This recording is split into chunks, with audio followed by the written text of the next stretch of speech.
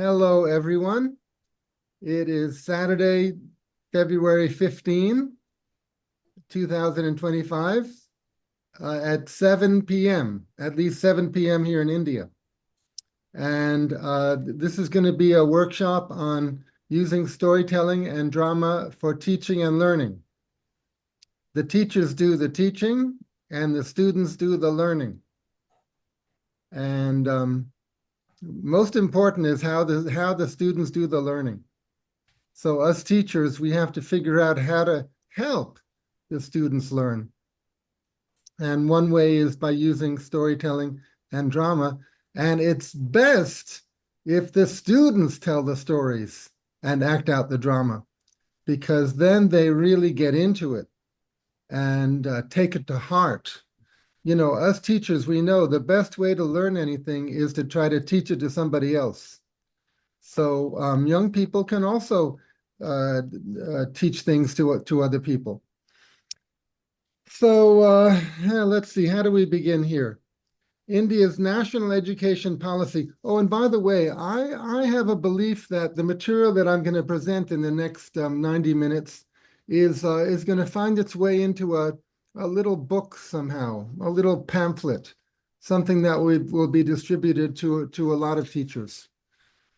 This is kind of early stages of the material, but I believe it's going to evolve and be part of a booklet.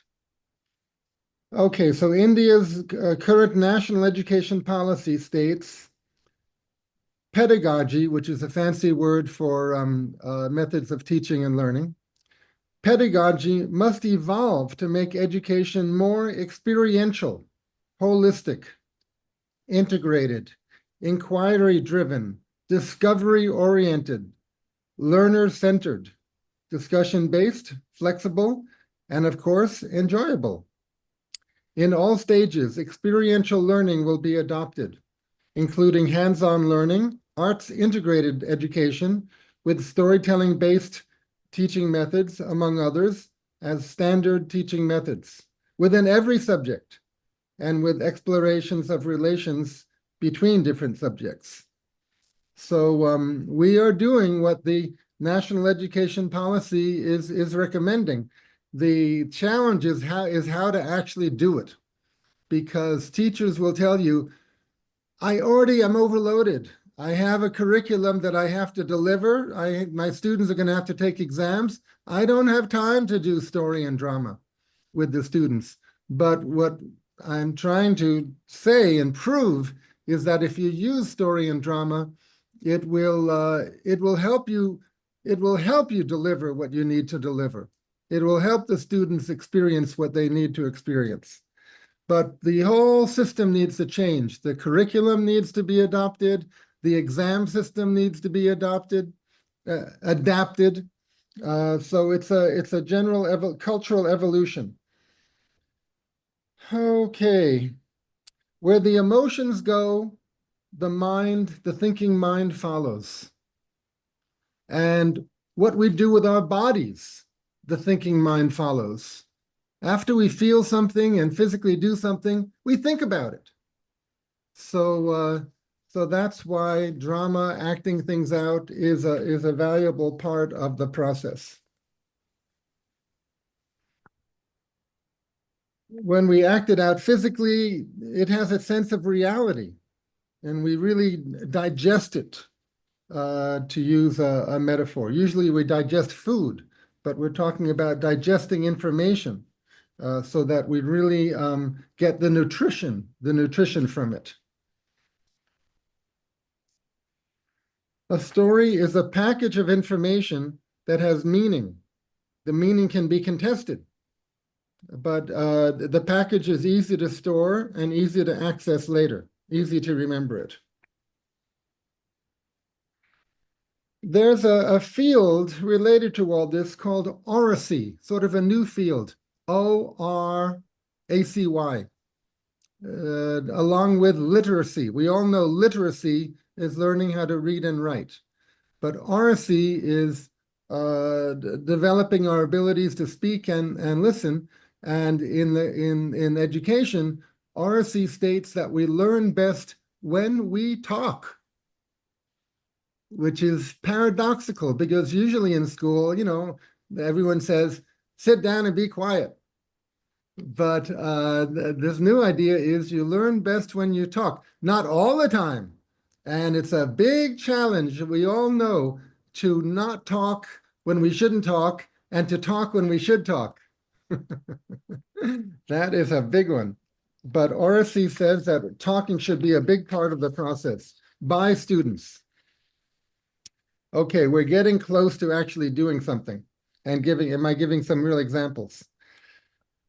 Of course, there are many ways to make up stories. Stories, the value of stories, especially in education, is just to bring up material, put ideas into play. It's not giving any final answers.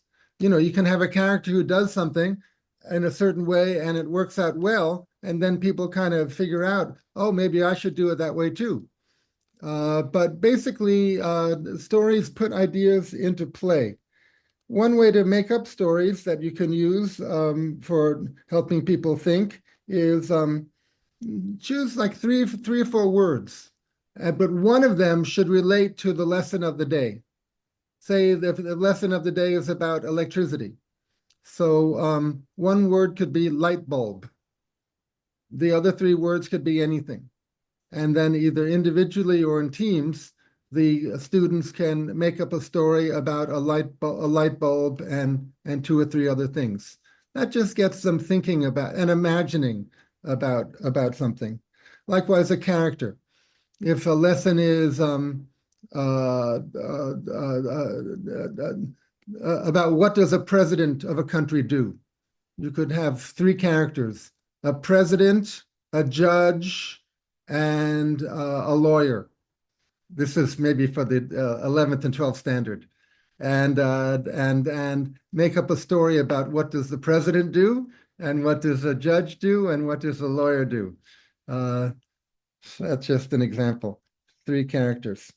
Most of all, stories are about situations that characters are in, and the story explores the situation. And the listeners think about the situation and what they would do if they were in that situation.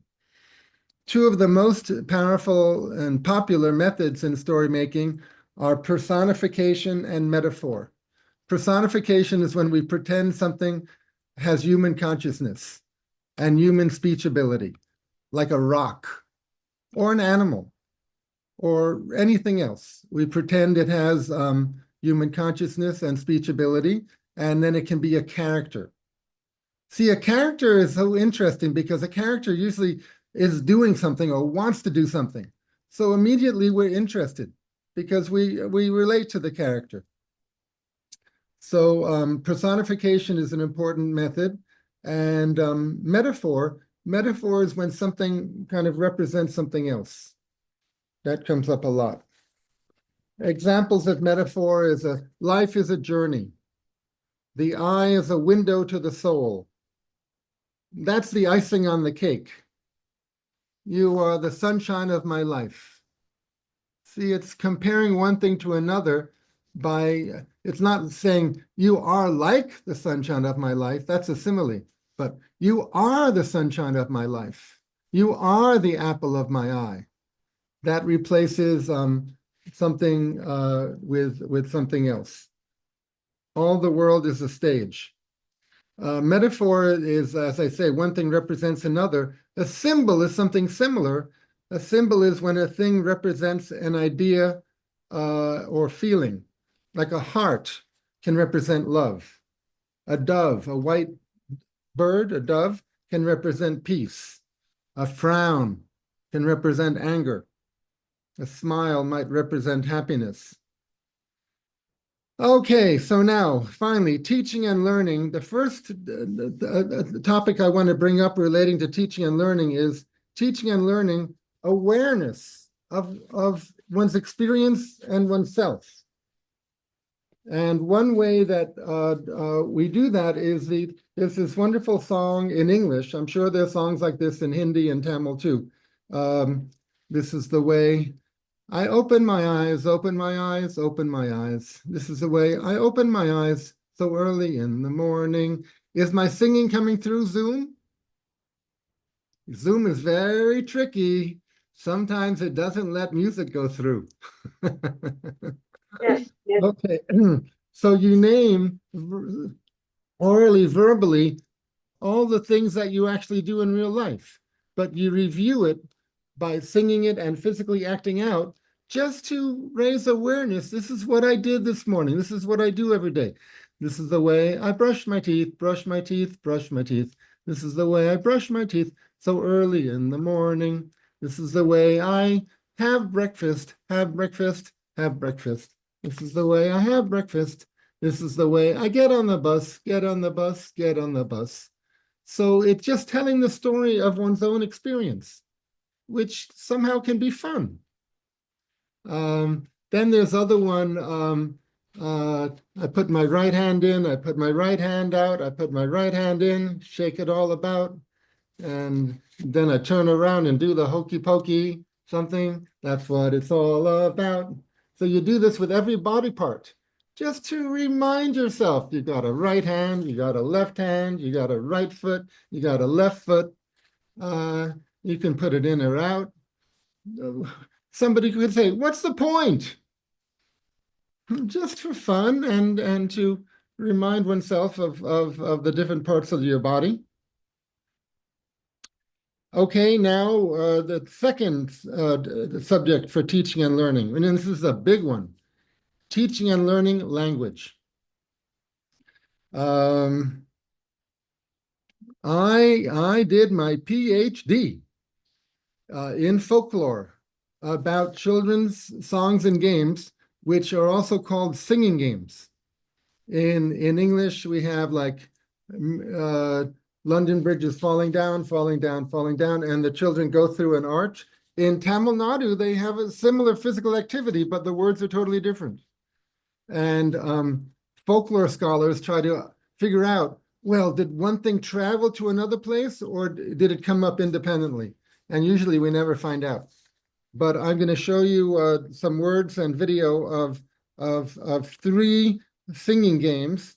And I found that singing games, or I suggested that singing games help children pick up language and develop local spoken language because many times they say it and do it at the same time. So you have that physical backup. And there are modern methods which correspond to these. You say it and do it at the same time. There's a lot of repetition with variation. You know, I'm going to get 1 bucket of water for 1 flower, 2 buckets of water for 3 flowers, 3 buckets of water for, 2 flowers, 3 flowers. The repetition is very appreciated when people are learning something, as if there's a pattern with substitution, because that gives you a sense of a little bit of control over things. If everything is new and different, it's hard to grasp. But if something is repeated with some changes, that's much easier. So there's saying and doing, there's repetition, there's acting out characters, and sometimes there's asking questions and giving answers. Okay, I'm going to do a screen share now, and let's see if I can prove any of this. Screen share, share sound.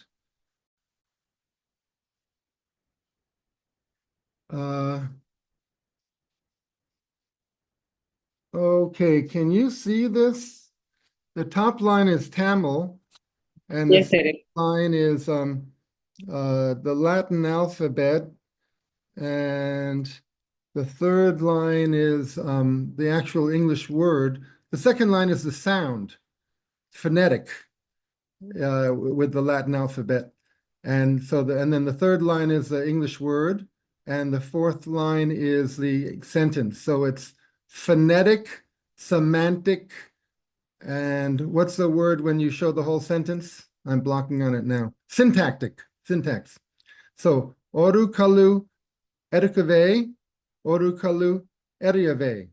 So you see that's a repetition with variation. I pick up a stone, I throw the stone. Orayam kili tavi parakave, meaning 1,000 parrots have jumped and are flying. Orayam kili tavi parakave, Ada kili pada kili, Ambalam parakave, Ambalam parakakili, Ahayam parakave. So that's such beautiful poetry. I pick up a stone, I throw the stone turns into 1,000 birds, and the birds are flying to a temple.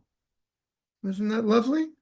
The human energy, human power is transferred into the stone. The stone comes to life as birds, and they're going to the temple. And at first it's 1,000 parrots, then it's 2,000, then it's 3,000. Take a look at a recording I made of young people playing this game 25 years ago. I don't even know if the young people in this place still play the game, but here.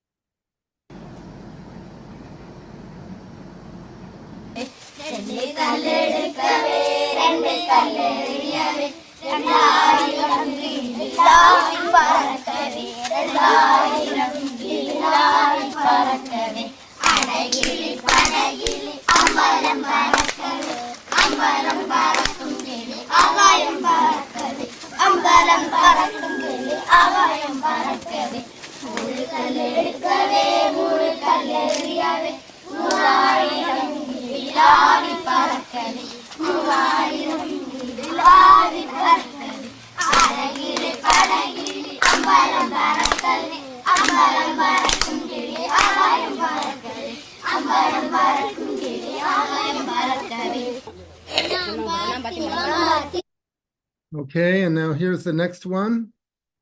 One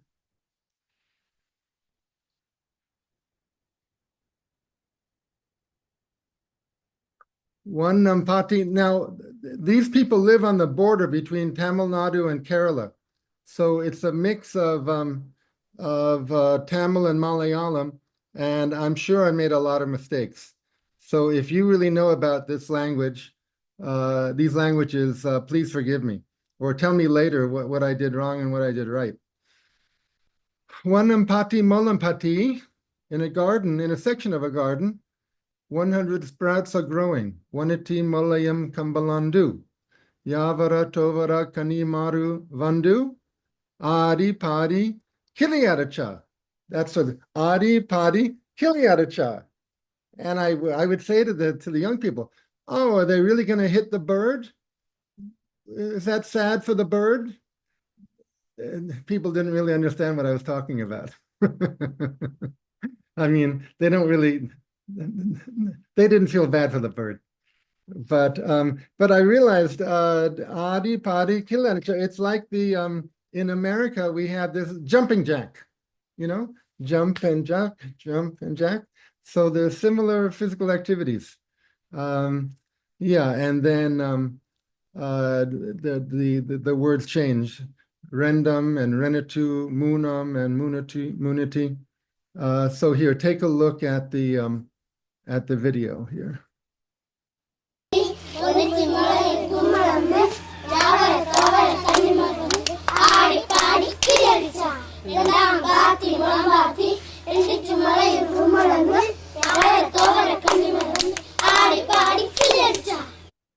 Okay, and I'll show you one more. I collected 14 of these for my PhD and discussed them. You can read all about it, all 600 pages. I'll give you the link. Actually, in folklore, there's a long history of studying children's singing games. They contain some history, some ancient rituals, some nonsense, but it's a wonderful way to enter a culture. And it was just about my speed because I couldn't understand more complex stories and songs very well. Okay, oru kudum tani kori, oru pu putachi, rendu kudum tani kori, rendu pu putachi. 1 pot of water for 1 flower, 2 pots of water for 2 flowers, and so on and so on. And then this is a game where where they do an arch, and the students are going through, and then they come down, they capture somebody, and then there's a negotiation. Well, we'll only let you go if you give me a house. What kind of house? A house made of straw. No, I want a stronger house. A house made of stone, of sticks. No, I want a stronger house. And they keep negotiating until they get to a brick house, and then they let the person go. Here. ஒரு குடம் தண்ணி எடுத்து ஒரு பூ பூத்துச்சாம். Somebody here knows it. Yes. Yes, sir, I know, sir. Maula Devi. Very good. I believe there are activities like this in every state, in every language of India and around the world. Yes, sir. It is in Tamil, sir. Yes, this is in Tamil. It was my childhood song. Yes. When we were young, we used to sing that song. Yes, that's right. ஒரு குடம் தண்ணி எடுத்து ஒரு பூ பூத்துச்சா, ரெண்டு குடம் தண்ணி எடுத்து ரெண்டு பூ பூத்துச்சா, மூணு குடம் தண்ணி எடுத்து மூணு பூ பூத்துச்சா. Like that we will sing, sir, as you illustrated, sir. Exactly. I'm trying to get the students at the school where I work to play these games, at least on Pungal Day. But anyway, here, this is how they used to do it.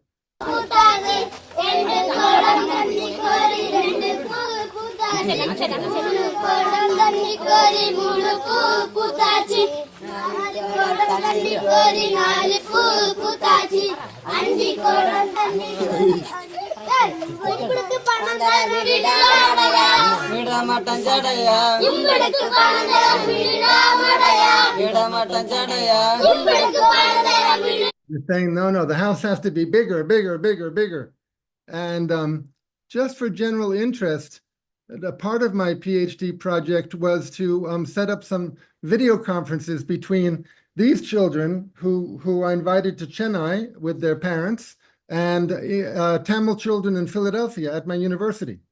So part of the project was seeing in a video conference what happens when children play games together and practice Tamil language together. And here is a very small part of one of those clips. Just a second here. Oh no.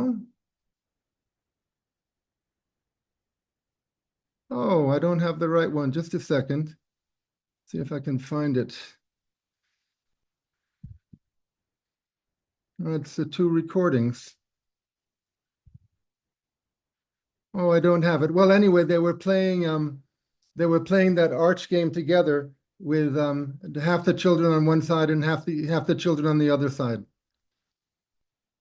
Yeah, somehow I misplaced the other recording. All right, maybe find it later. Okay, so this was children's singing games, and the repetition, the physically doing it and saying it at the same time, and questions and answers, and acting out a skit. It's similar to modern methods of drills, substitution drills, where you substitute one word from a sentence and have the drill go on. Okay. I'm going to show you a couple grammar games. Games are not story, but they're play, different forms of play. Here is a fill in the blank game. Share. Okay, so now the game is you have to take one of the blue words, which all rhyme, and substitute and put it into one of the sentences. Can anyone do it? You can turn your mic on. I am never going to. Can anyone choose the word that matches that sentence? Stop. Yes. He's going to clean with a Mop. I'm going to jump and Hop. yes. She'll buy something at the Shop. I am going to the Top. yes. A fish has a Fin. he smiled with a Grin. he's looking very Thin. Thin. Thin. She's my identical. Twin. Twin. The sun burned my. Skin. Skin. If you go round and round, you. Spin. Spin. Spin. Yes. Well, I got more of these. I got hundreds of these. Wow. So that's one. Well, it's just kind of play, and you get the rhythm going, get the rhyme going. It can be fun for the learners. And then one of my favorite subjects is puns. And here I'm starting out with the most difficult and a complex one. It's a triple pun. A pun is words that sound the same, but they're spelled differently and they have different meanings. So THEY apostrophe RE, that's a contraction of they are, right? They're going to the house. THEIR, that's possession. It's their house. And THERE is a place pronoun. So can anyone give me a sentence with all three of these pun words? They are going to their beautiful house. There. Correct. Well done. Okay, TWO is the number 2. TOO is too much. TO is a preposition and going to the house. Can anyone give a sentence with all three? I have one. Two Go of ahead. them are going too far. Those two are going too far. To reach. Sir, Okay, Ex- okay. Write, and write. Write is a ritual. Write is to write something down. RIGHT is correct, or it can mean to go to the right. That has two different meanings. So can anyone give a sentence with all three rights? It's all right to write about the right. Yes, well done. Okay, and cite. Cite is to see it. SIIT is a location. CITE is if you cite a certain scholar. If you refer to a certain material, you cite that material. Can I have a sentence? That's a tough one.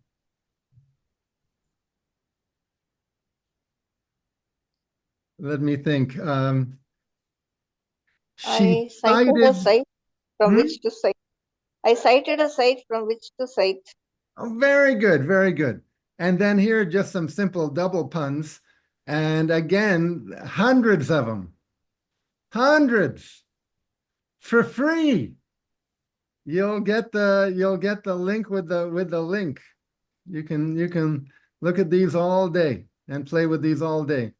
So, can we prove that looking at this and making sentences are going to help young people learn language better? You can't really prove it, but if they get into it, they enjoy it, they might benefit from it. Okay, coming off the share. But as I say, these things that I found in the singing games, the repetition, the physical action, they're modern methods that are similar. So there's nothing new under the sun. These folklore activities, which children just develop naturally, help them learn language even without school, even without teachers. Okay, now we're moving on to, I'm going to tell you a brief story that I made up for my daughter many years ago. It's called Lost in the Forest of Words. Two children they were helping set the table for dinner. And their mother said, okay, children, you can go outside and play, but don't go too far. But you know how people are. They went too far. They went off into the forest and they got lost.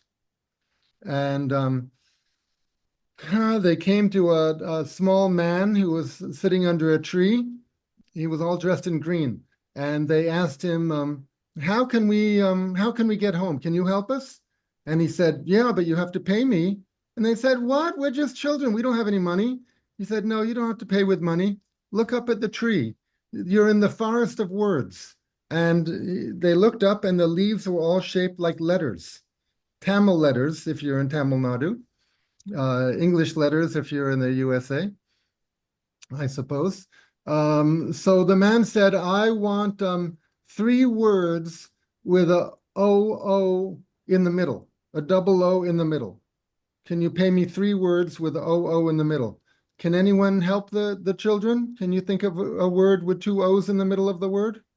Book. Moon, Pour, wood, book, look, pool, Food. book. pool, Okay, good. and cool. Okay, look, book, crook. Okay, so then the man said, all right, go go down the hill. You'll run into a flock of birds, and take a left, and you'll come to a village, and go to the market where a lady is selling watermelon. So they went, and they found the lady, and they liked that watermelon. So they said, Madam, can we have some watermelon too? And also, can you help us get home? And so she gave them the watermelon, but she said, you have to pay me 3 words. And the condition was what? There have to be 2 E's in the middle of the word. You can make it up, but then let's say 2 E's. Can anyone help the children? Do you know any words with 2 E's in the middle? Sheep, Seed? sheep, Cheese. cheese, Cheese? Yes, cheese. Cheese is weak, correct. weak, seek, Meek, seek. Okay, we have so many. So she tells them, go further down the mountain. You'll come to a river, and the man will take you across the river in a boat. So they go down. The man says, you have to pay me in words. You have to give me a triple pun. Okay, and they give him a triple pun. 2, 2, and 2. So he helps them go across the river, and they run home, and they get home just as their mother and father are sitting out down for dinner. And the parents say, children, you were not supposed to go far. What happened? And they said, oh, we're sorry. We got lost in the forest of words. We won't do it again. Okay? So that's just a story that motivates the listeners maybe and the characters to help find these words. It puts the language learning in a context of a story with characters who are trying to do something. And then we ask the listeners to help the characters. Okay, I made up that story. You can have it for free. No copyright. Now, teaching and learning different subjects. This was teaching and learning language. And oh, no. Before different subjects, we're going to life lessons. Before children are old enough to study different lessons, they learn life lessons from stories. All the animal stories, they're teaching us how to live, what behavior to avoid and what behavior to do to have a successful time. And the frame story of the Panchatantra collection, in India here, the Panchatantra collection is a collection of mostly animal fables, but it's a wonderful frame story. The frame story, and it shows how much the Indian culture respects stories. The frame story is that there was a king who had 2 children, and the children were a little, you would talk to them. It happened to be boys. It could be girls, but it happened to be boys. The boys, you would ask them a question and they would say, I don't know. Or maybe they wouldn't even answer. They were not very oral verbal. And the father was worried that they were not, he's worried that they were not up to, one of them was going to have to be king one day, and a king has to talk with people, has to talk with the advisors and so forth. So the father was worried. So he put out a call for a teacher who could help his sons catch up, just in terms of being articulate. So one retired teacher took up the challenge, and he came to the palace every day, And what his method was, he would tell them a story, an animal story, and either in the middle or at the end, he would say to the boys, well, what would you do if you were in that situation? Or how do you feel about what the crocodile did? Well, how do you feel about what the monkey did? And the boys started using their imagination and discussing things. And after 6 months, the boys were, very bright and they could really talk. That is a tremendous frame story. Frame story, it's like a basket, and inside that basket are many small stories. And actually, the small stories usually are much older than the frame story. But the frame story puts them to use and puts them in a basket. So, so these stories teach life lessons. Often there's a character who does something not very well and gets in trouble or gets eaten. And then there's another character who does things well and has a success. Or a character, at first, the character doesn't do things very well, but then the character learns a lesson and then does things well. So again, the listener can take it to heart. Stories are not instructions. Stories are just offerings that the listener can listen and think about, does this relate to me? And should I follow this example or that example? Play, as I mentioned, stories are a type of play, can be considered a type of play. And play is usually, it's a model of what happened in the past and a model for what might happen in the future. So when you present a story, you're presenting a possible model for the future. Okay, so that's about teaching and learning life lessons. Once they graduate that, now they're ready for actual subjects. And now we're going to go through math, science, and literature and things like that. Math, there's a long history of using story in math. It's called word problems or sentence problems. There were 6 apples and 3 people. 3 people and 6 apples. How many, if each person gets the same number of apples, how many apples will each person get? 2. 2, correct.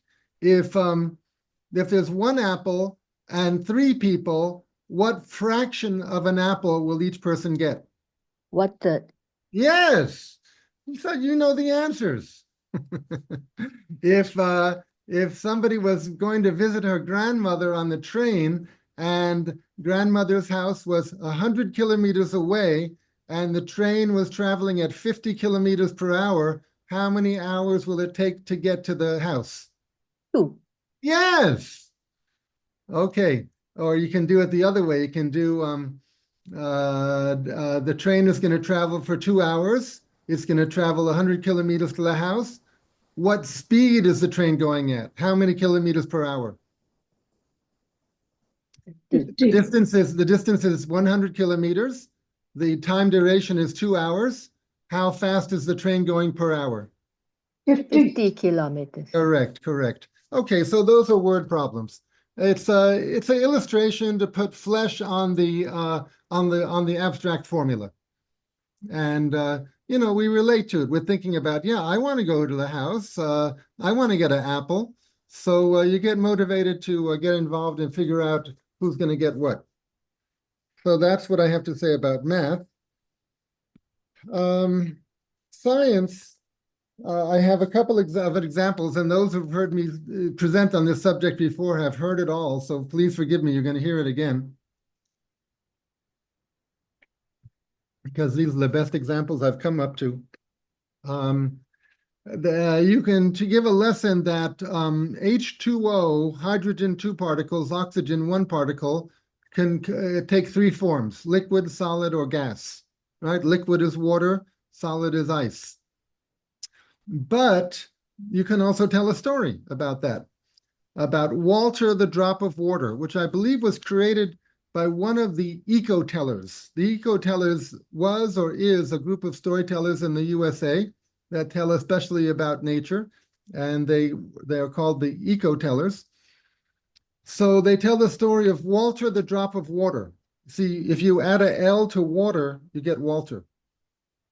So Walter lived at the bottom of the sea. He was a drop of water, and he was bored because it was dark. You couldn't tell the difference between day and night, and everything was all the same. You'd be bored too, right? I would be. So his biggest wish was to travel. Well, one day his dream came true. A fish came by and swallowed him. And so the fish traveled all around, but he was inside the fish. What good is traveling if you're inside someone's stomach? So he kept hoping and hoping, and eventually a whale ate that fish. Now there are different types of whales. Some whales can only eat little shrimp called krill. Other types of whales can actually eat fish. So this fish got eaten, and now Walter was in the stomach of a whale. Now, whales are mammals like you and me. They have to breathe air, and they go up to the surface, and they have a hole in their back where they blow up air, a blowhole. And one time, the whale blew Walter up into the sky, and he went up, up, up. He was so thrilled for the first time in his life to see the water and the sky, and up, up, up, and he evaporated. And then he condensed into a cloud with other particles of H2O. But he still wasn't satisfied because I couldn't see, he'd heard of land and trees and people. He couldn't see any of that. He could only see water and sky. So he kept hoping, and luckily the wind came by.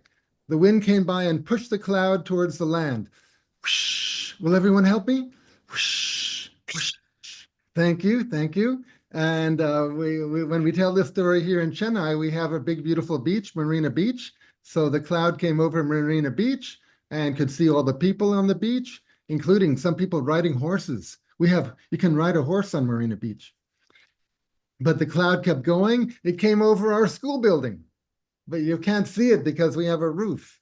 And then it kept going into the mountains in Tamil Nadu. If you keep going, you go to the mountains, which are the border with Kerala. And some of those mountains, it's very cold during some times of year. Like Kodaikanal, it's very cold. So that cloud, it became dark blue. What does it usually mean when a cloud gets dark blue? What's going to happen next? Rain. Might rain. And because it was so cold, the rain came down as little pieces of ice. It's called hailstones. So Walter came down as a piece of ice on the side of the mountain and melted and went into the river and was going whoosh, whoosh, whoosh down the mountain until he came to a factory where they were putting water into plastic bottles. And Walter is here with us today. Please pretend this is plastic. Walter, are you okay? Yeah, Walter, he says he's okay. Now, Walter, can I drink you? He says it's okay. He says he wants me to drink him so he can get out of this plastic and continue his travels. So I'm going to drink him, okay? He said it's okay. Okay. Walter, are you inside me? Yep. Okay. Now, there's 6 ways water can come out of the human body. Through tears, through saliva, perspiration. For the other 3, you have to go to biology class. Okay, that's the end of the story. All right, so you see there was a character there who really wanted to travel.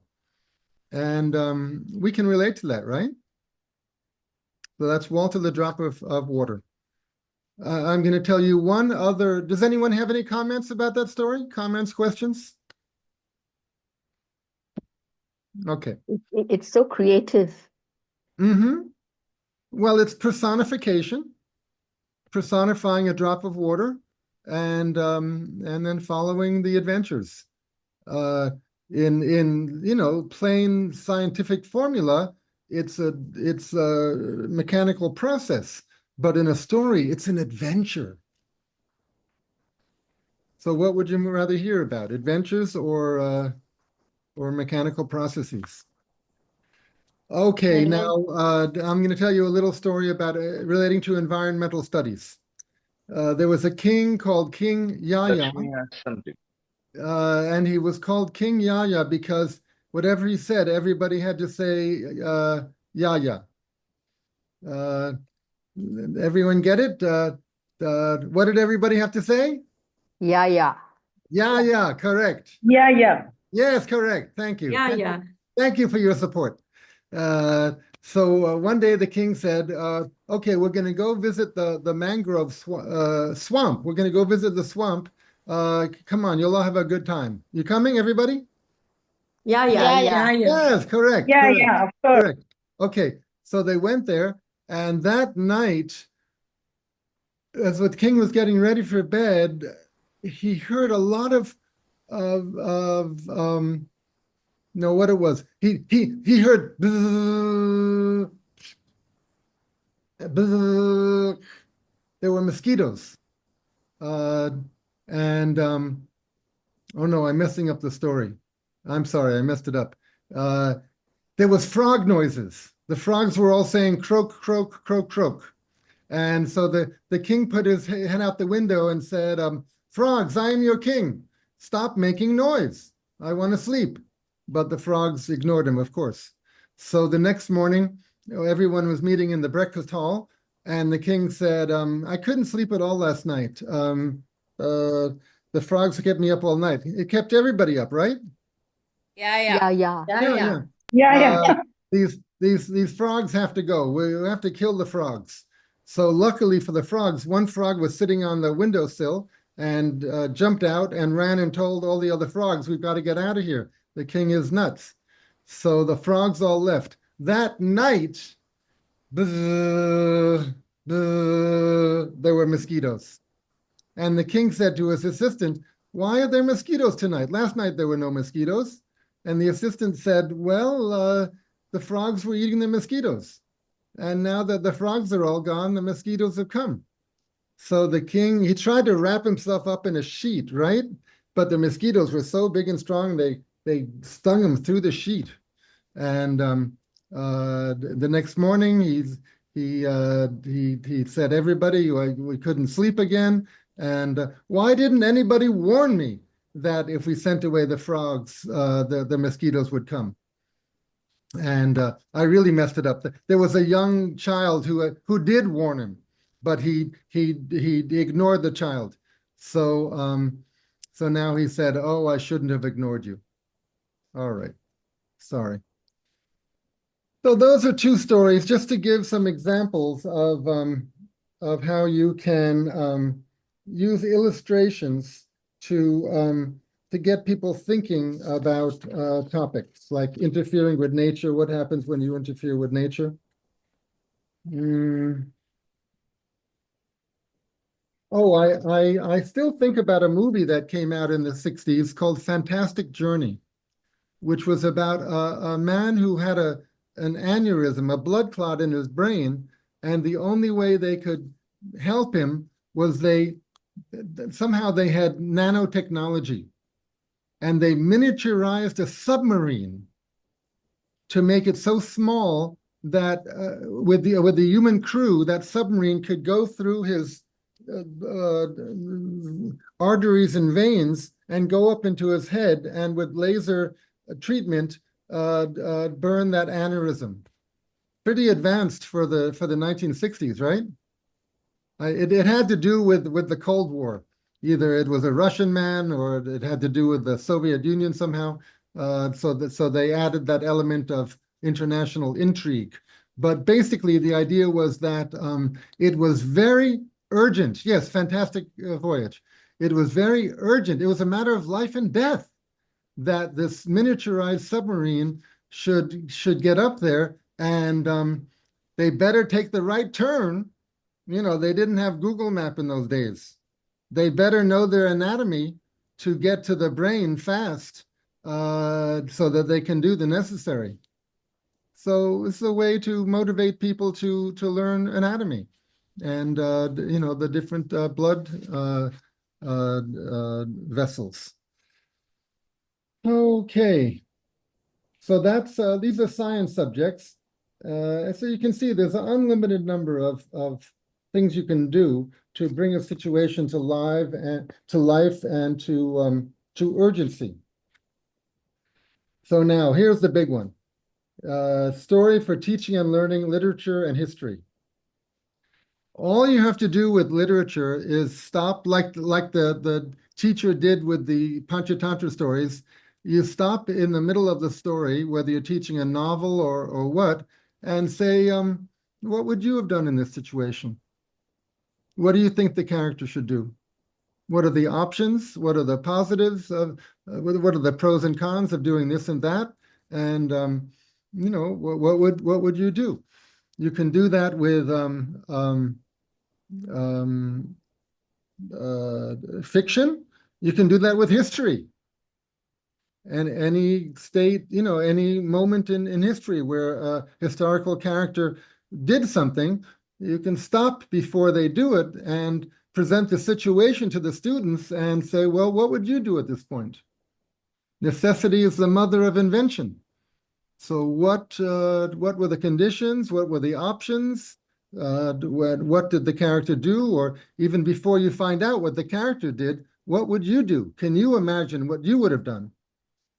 So that's good for literature and history. I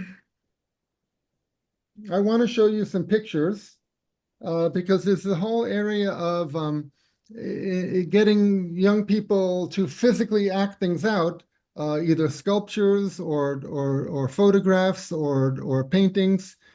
Here, I'm gonna show you a few options.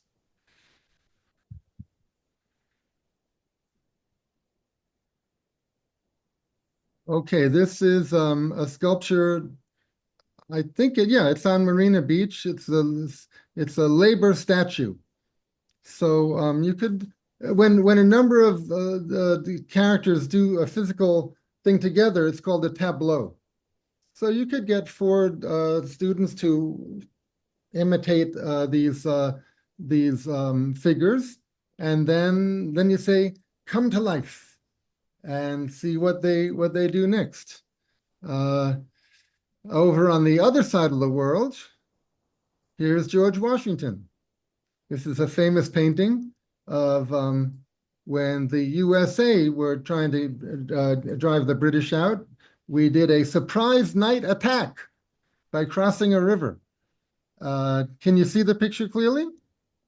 Yes. Yeah. So there's George Yes. Washington standing like that, and the people rowing, and in the background, people fighting.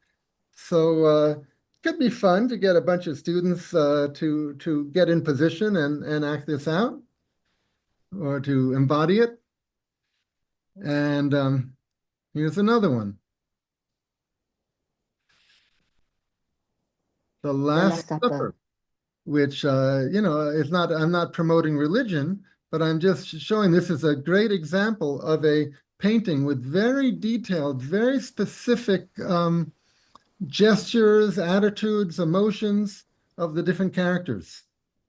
Many PhDs have been written about the social groupings and the expressions on these people's faces and what they were saying to each other and to Jesus. So it's a good entry point into a history lesson or religious studies, depending on the type of school you got. I made this one with my students. Exactly. They had so much fun. Uh-huh. Wonderful. Especially Jesus. Oh my God. In Poland. Yeah. Wonderful, Beautiful. wonderful, wonderful. Okay, closer to home here in Tamil Nadu, we have statues on the beach, which before the pandemic, every year I would take a group to the statues, and at each statue somebody would say, "I am this character. I'll tell you my story," in English and Tamil. This lady is the heroine of the lead epic of the Tamil people. And you see she's holding something and she's pointing. She's accusing the king that he punished her husband with death unjustly. And she's going to prove it because she's holding up, it's a type of ankle bracelet she has with precious metals inside. And the story is called The Epic of the Ankle Bracelet, because it's a long story. Agnes, I'd love to tell it to you, but not right now. But she proves her case that the king was wrong to put her husband to death. And this is the lead story of the Tamil people. It's just tremendous. And when he realizes he's wrong, he apologizes. Okay, so that's one statue on the beach. Another statue, NSC Bose, who was a military leader for India. And here is somebody. This lady was acting him out one year. She was taking it seriously. Okay. Tudor Oliver was a famous philosopher in ancient Tamil culture. You see he's holding a book.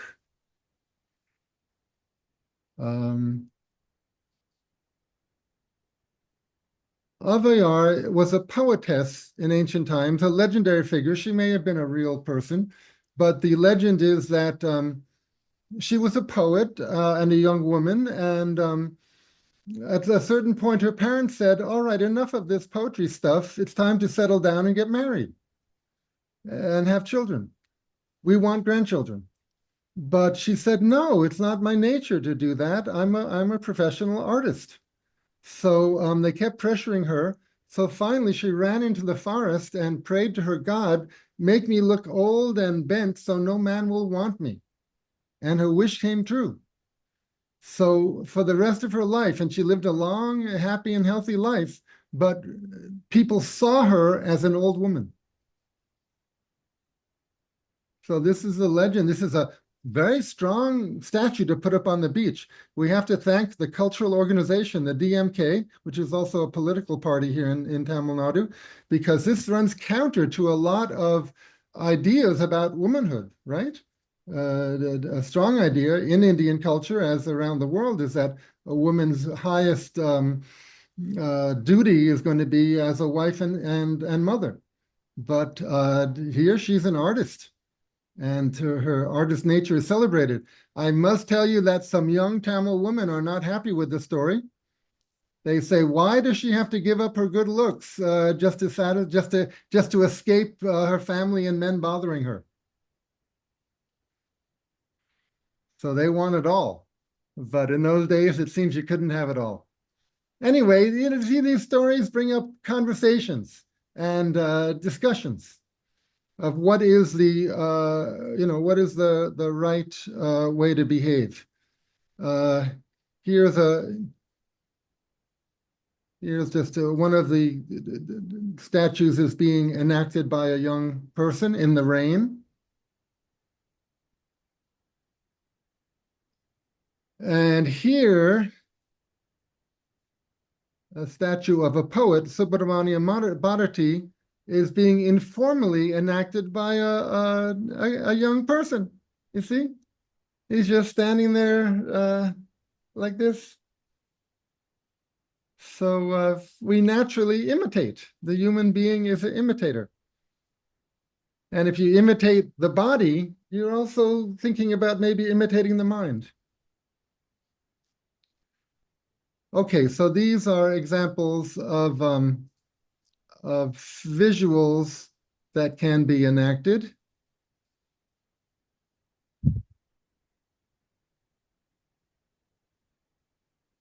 Stop share. One professional storyteller, Anuradha Rora, tells me about how she has her students enact different freedom fighters from the time when India was driving out the British. There were many different freedom fighters, Mahatma Gandhi among them, around India, including a number of women. And each one had their different situations, their different techniques. So she has students enact these different characters, make speeches as these different characters, and compare their approaches, their methods, their philosophies. What you can do is take a situation and have all the stakeholders be represented by students. For example, the forest. There's a lot of controversy in India about what should be done with forest areas. Some people feel that tribal people should be allowed to continue living there because they've lived there sustainably for tens of thousands of years. Other people feel there should be development, that tigers should be given more protection. So you can have a meeting with some students representing the tribal people, some students representing the forest officers, some representing real estate development interests who want to make, resorts out of the whole place. Some people who representing the miners and the people who want to cut down trees for timber, and let them all, discuss about why their side should be given preference. Different stakeholders. Eric, if I may just interfere. Of course. Yeah, so I do a history, like a mixture of history and current affairs and social issues with the Baramurti picture. In Delhi, there's this Baramurti where all the different freedom fighters are there following Gandhi of the Dandi March. So we take up 12 or maybe 10 issues that are in current scenario with the students, especially in a in the 8th, 9th, 10th, 11th, 12th classes, and then we ask them to pitch their issues as a person leading that particular issue and fighting, a protagonist fighting for those issues.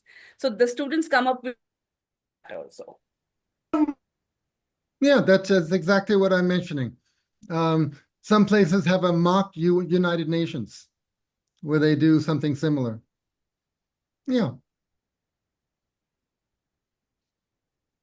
Very good. Okay, so that was both about history and literature and social studies. And, we can use all of the arts in this whole process, the body, the voice, writing, drawing, all forms of expression.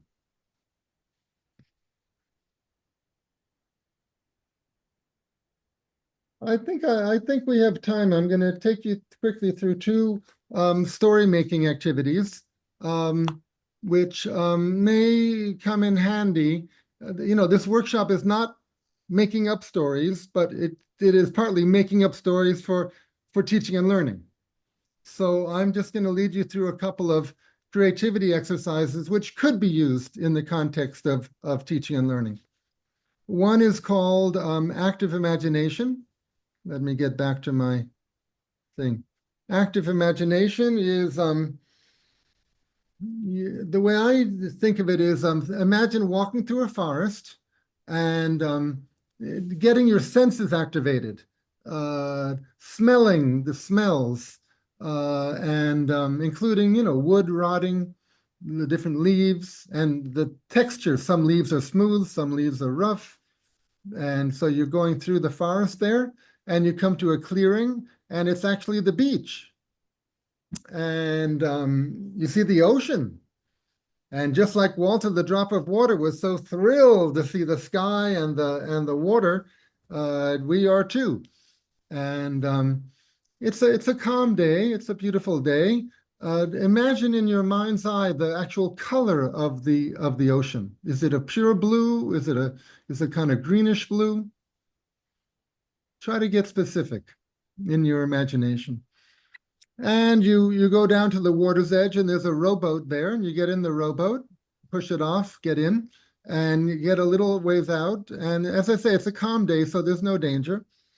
And then you look over the side, and it's really deep. You can't see the bottom. And then you playfully, poetically call out, "Oh, ocean, you are like my imagination. You are like my unconscious. Sometimes at night you send me a dream and I learn from the dream. Now, please send me something up from the depths of the ocean that I can learn from. Maybe I can use it in a story. And then you close your eyes and just wait and imagine. Do you see bubbles coming up from the depths? Does an object come up? Does a living creature come up? And whatever comes up, if it's an object, you personify it. You pretend it has human consciousness and speech ability, and you have a conversation with it. You do role play. How are you? Thank you for coming. What's going on? You can ask questions of the thing that comes. It can ask questions of you, and so this is called active imagination. It's active in two ways. That you actively ask for something to come up, and then you actively engage with whatever comes up. This activity actually was developed by Carl Jung, the psychologist, about 120 years ago. But it's still a lovely little activity. Just to open the door, to use a metaphor, open the window to your unconscious and let whatever comes up, come up. A similar activity, similar in the sense of just opening the window, opening the door, is called question-based story making. Imagine a scene outdoors, daytime. Can be in the countryside, can be in the city, can be in the park. And by the way, these activities, if you wanted to relate to a particular lesson, you can encourage the students to bring in things from the lesson into this imagination thing. But these are actually just pure imagination activities, which can be used for education purposes. So yes, imagine a scene outdoors, daytime, and could be on the beach, in the country, in the city.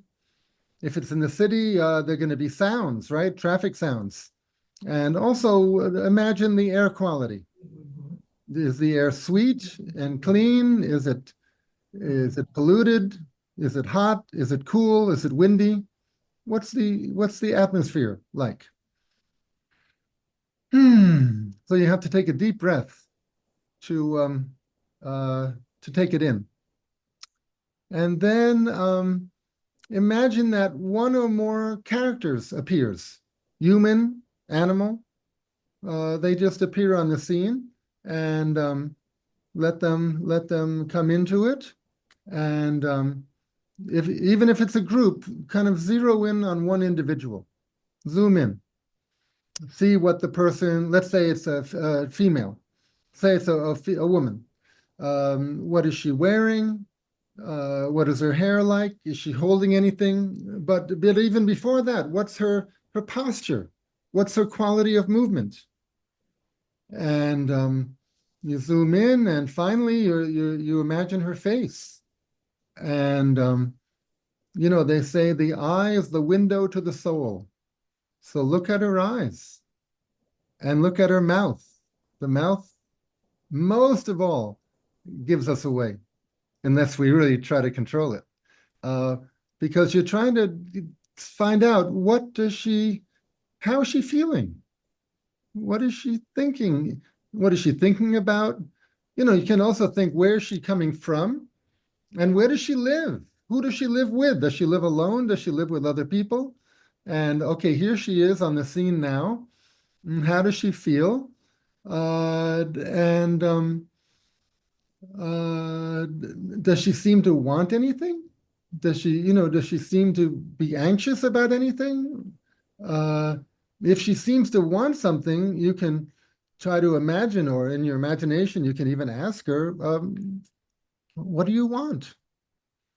And if you can imagine, or if she'll tell you what she wants, you have a story. Because the biggest cliche standard technique in story composition instruction in coaching around the world is that a character is going to have motivation to do something, and the story is going to be about what happens. In other words, the character has a problem, wants to do something, and what's the solution going to be? What's the, how are things going to work out? Is she going to get it? Not going to get it? Is there going to be a compromise? So that's it. You're looking at her face, trying to get a sense of how she feels and what she wants. And if it can be related to science or history, try. I've had people say, "Oh, my character just wants to stand on the beach and look at the ocean." And I say, "Okay, that's lovely, but that's a very short story, because that's the end of this. That's the beginning and the end of the story."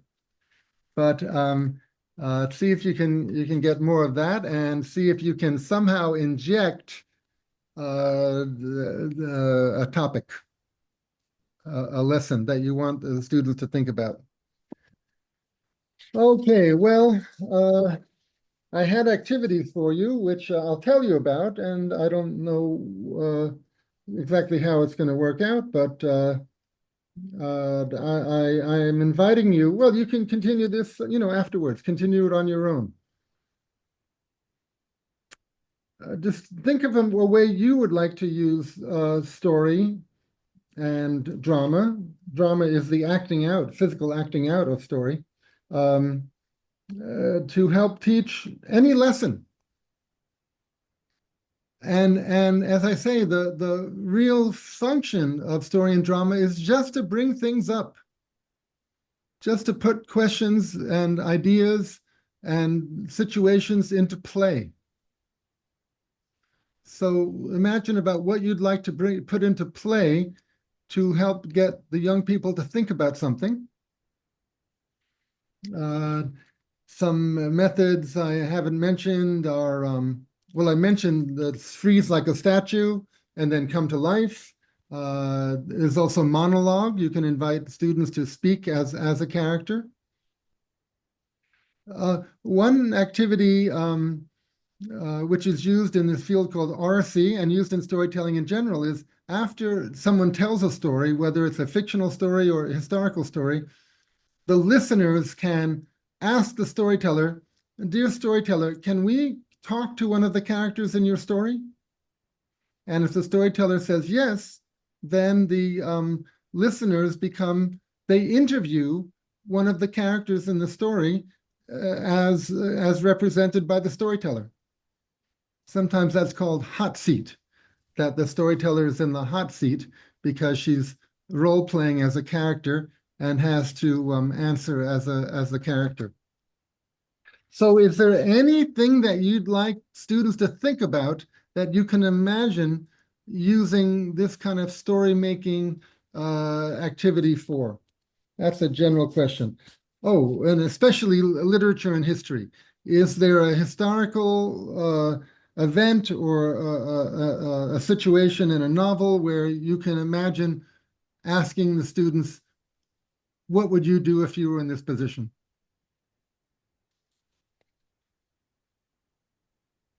And say you'd like to teach life lessons to very young people or to anybody, what you can do is figure out what life lesson you want to teach people. What do you want them to think about, and what do you want them to understand? So then once you get in mind, that content, you can go back and imagine a story that illustrates the situation, a story that brings up the situation. And as I say, you might want to have two characters. One character does things well, the other character doesn't do things well, or have a character who does things badly at first, but then learns a lesson. But the idea is that you can, if you have a life lesson in mind, if you have a point in mind, you can back engineer to create a situation that illustrates what you have in mind. It's all about situation and character. A situation, by nature of the word situation, it's a problem. Like if I say, listen, I got a situation. Agnes, I'm in a situation. I need help. A situation is something you want to get out of the situation or improve the situation. So you got a situation, and then you have a character who's trying to deal with the situation, for goodness sake. And we wonder, is the character going to survive? Is the character going to get into a lot of trouble? Is the character going to do okay? You know, what's going to happen to this character in this situation? So this can be used really with any content. Okay, I'm opening the floor to imaginings and any type of feedback. If you can answer, you know, I put out a few of these questions, which, you know, you have to think for a long time maybe to come up with examples, or maybe something has just come up to you. A story where you stop in the middle and ask, what would you do? Or an illustration you can imagine to bring to life a situation that you'd like students to think about. That's a good start. Does anyone have either of those, or does anyone have any commentary on what I've been talking about?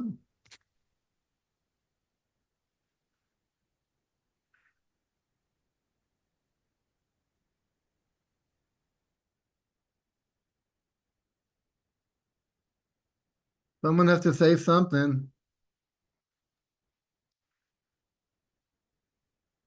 So I always have this question with my children who come to learn history through drama regarding the French Revolution. When we do French Revolution, I always say, if Marie Antoinette had not said, let them have cake, what would have happened?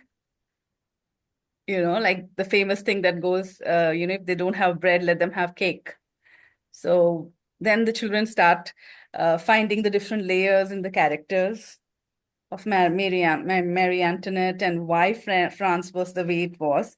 So in a way, they become empathetic towards the situation that they were in, you know, the situation the queen and the king were in, the situation the proletariat was in, you know. So with every revolution, I pick up one particular uh, a point which was a make or break point of that particular revolution, and then we work backwards as to, you know, if she had not said this, what would have happened and why did she say this. So Yeah, she was totally without empathy and compassion. She couldn't conceive of a situation where there wouldn't be cake. She said, oh, there's no bread. Oh, that's too bad. Well, at least they can have cake. Everybody can have cake. But she didn't know that cake was not available. Hello, Dada. Yes, good. Well, I'm glad you're using a story with history.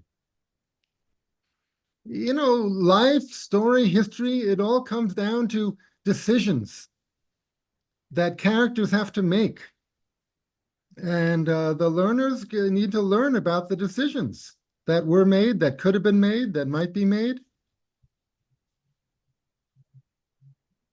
you know, it also brings in an objectivity in, you know, the students kind of start treating the characters not with contempt but more objectively, you know, why they made that particular decision, rather than go. Usually our relation to history, especially in India, is that you know, the present generation, we start battling with it. We either take a yes, you know, are you with it or you're against it.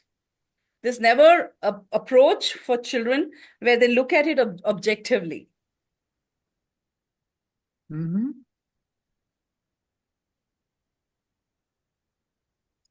Anyone else? Have you used any of these techniques? Or can you imagine adding these techniques to what you're already doing? Agnes, you look so thoughtful. Yeah, I just got one idea because I was thinking how to present one Roma artist, Polish Roma artist, Gosia Mirkatas, to my students because she triggers amazing question. Who are you? What's your roots? And where are you going? And basically, I was thinking I have to make a kind of story out of her life, but I still don't have idea. And now I came with this idea that I want to tell my students, imagine you are on a path and there's this little tarot card and you can open it, but when you open it, when you take it and see, you will see your future life. Hmm. So in this way, we can start off the place which is the most maybe difficult to imagine and to represent for them visually. Where are they going to? And that would be great. Just, this kind of like, very simple switch into the story. There is this card you can see. You can then draw how it looks. And then we have one part of it, like where are you going? Then they will continue with who they are and what's their roots. So I just came with this idea and yeah, thank you. It happened right Wonderful. now. Wonderful. Okay, I have located the thing which I couldn't locate before, which was the children in a video conference between Chennai and Philadelphia. As mentioned, the children from the village, I invited them and their parents to Chennai to participate in these video conferences to generate data for my PhD about what will happen in a video conference for teaching language. And here I'm just going to show you a moment where we played that Oru Kudumtani game with both sides. Just a moment here.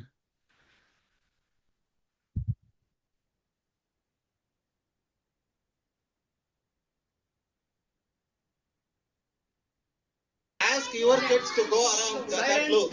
Ask your kids to go around Oru Kudumtani Uti. Yeah. On the left side is Chennai. On the right side is Philadelphia.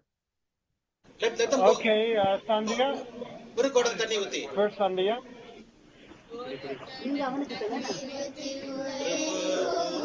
them go. Let them go. Well, first your kids go. Our kids will watch. Go ahead, keep going.